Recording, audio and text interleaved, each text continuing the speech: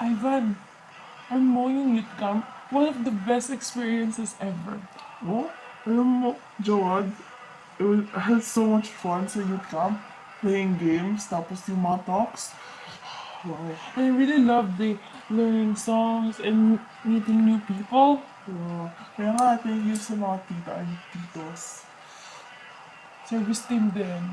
Camp servants, and syempre yung mga camp leaders. God is good.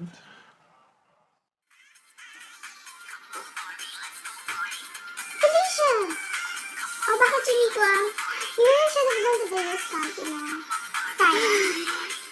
Wow. Wait, we learned a lot of things and we met a lot of new people. Ah, talaga? That's cool. Are you actually interested in what I'm saying? Nakikinig ka ba sa akin?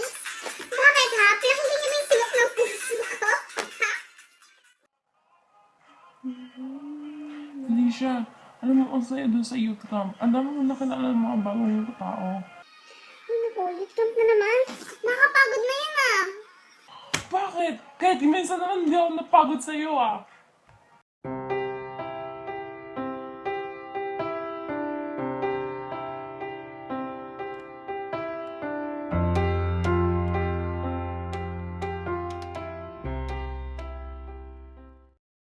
Anong problema? Ay, bilangin na lang kami nag-aaway ni Felicia. Ano naman? Ano naman Oo. pinag-awayan nyo?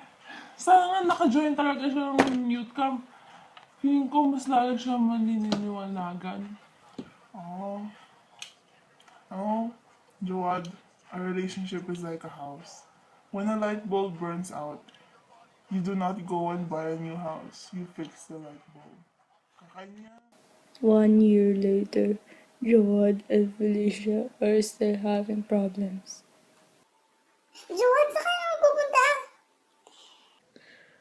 Nakakainis ka na, Felicia. Aalis muna ako. Ay ako talaga, lalabas muna ako. Magpapacool down ako ng ulo.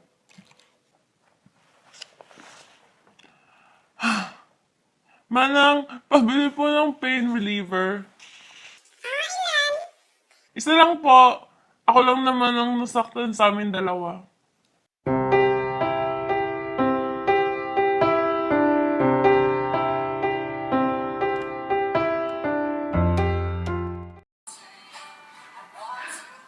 Felicia, I heard na may youth camp. Sali ka na ha. Hi, friend. Siniko mo akong malabo.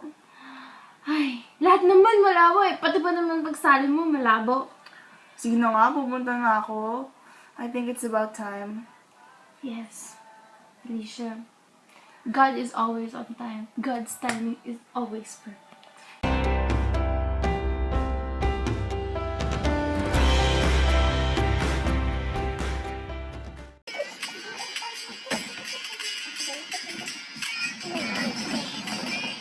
Ang saya talaga ng youth camp, no? Grabe. Oo nga eh. I really hope you enjoyed it. I really did. Pero mas maganda. Ito pa, marinig ako sa'yo. Sige. Maya na lang. Text kita pag kayo time. Sige. Bye!